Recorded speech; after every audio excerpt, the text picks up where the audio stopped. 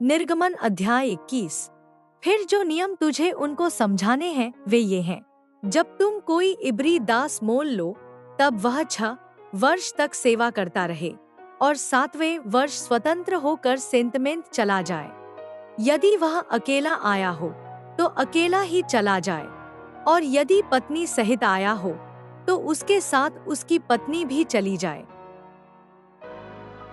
यदि उसके स्वामी ने उसको पत्नी दी हो और उससे उसके बेटे व बेटियां उत्पन्न हुई हों, तो उसकी पत्नी और बालक उसके स्वामी के ही रहें और वह अकेला चला जाए।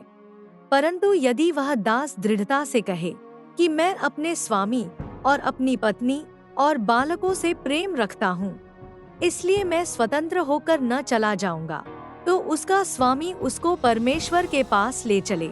फिर उसको द्वार के किवाड़ व बाजू के पास ले जाकर उसके कान में सुतारी से छेद करे। तब वह सदा उसकी सेवा करता रहे। यदि कोई अपनी बेटी को दासी होने के लिए बेच डाले, तो वह दासी की नाई बाहर न जाए।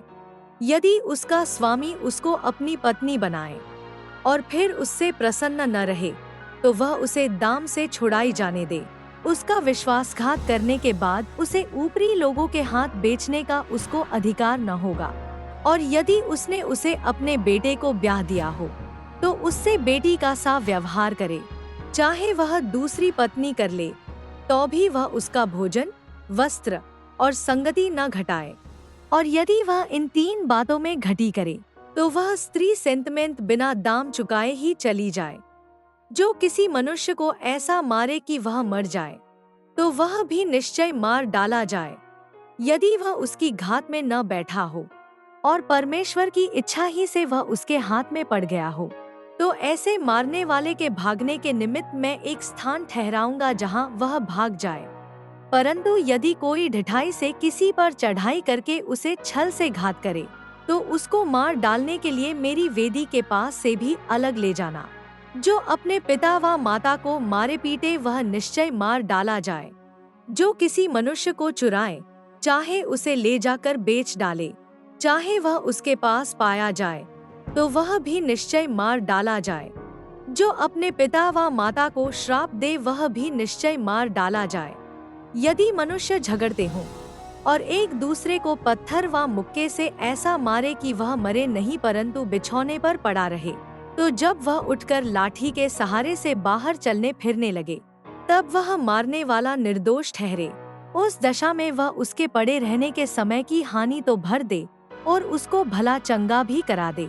यदि कोई अपने दास व दासी को सोंटे से ऐसा मारे कि वह उसके मारने से मर जाए, तब तो उसको निश्चय दंड दिया जाए।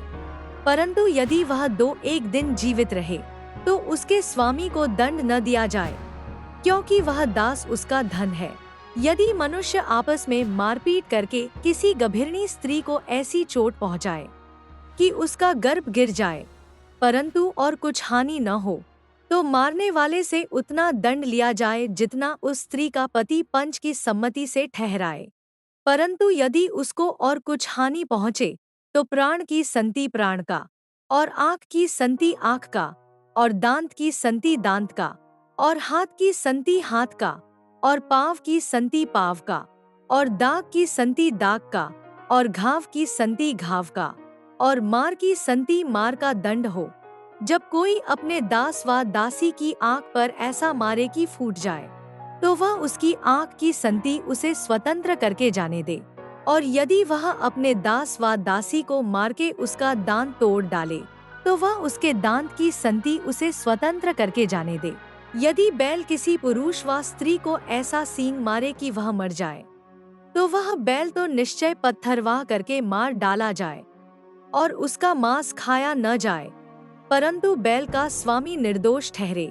परंतु यदि उस बैल की पहले से सींग मारने की बान पड़ी हो और उसके स्वामी ने जताए जाने पर भी उसको न बांध रखा हो, और वह किसी पुरुष व स्त्री को मार डाले, तब तो वह बैल पत्थरवाह किया जाए और उसका स्वामी भी मार डाला जाए।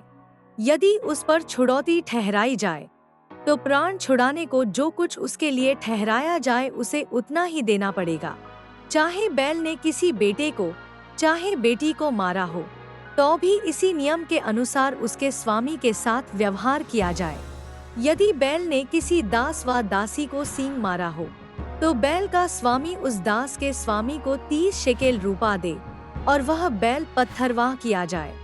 यदि कोई मनुष्य गड्ढा खोलकर व खोदकर उसको न ढांपे और उसमें किसी का बैल व गधा गिर पड़े, तो जिसका वह गड्ढा हो वह उस हानि को भर दे, वह पशु के स्वामी को उसका मोल दे और लोथ गड्ढे वाले की ठहरे।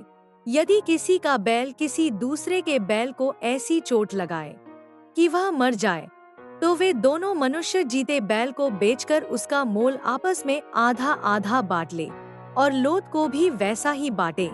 यदि यह प्रकट हो कि उस बैल की पहले से सींग मारने की बान पड़ी थी, पर उसके स्वामी ने उसे बांध नहीं रखा, तो निश्चय यह बैल की संति बैल भर दे, पर लोथ उसी की ठहरे।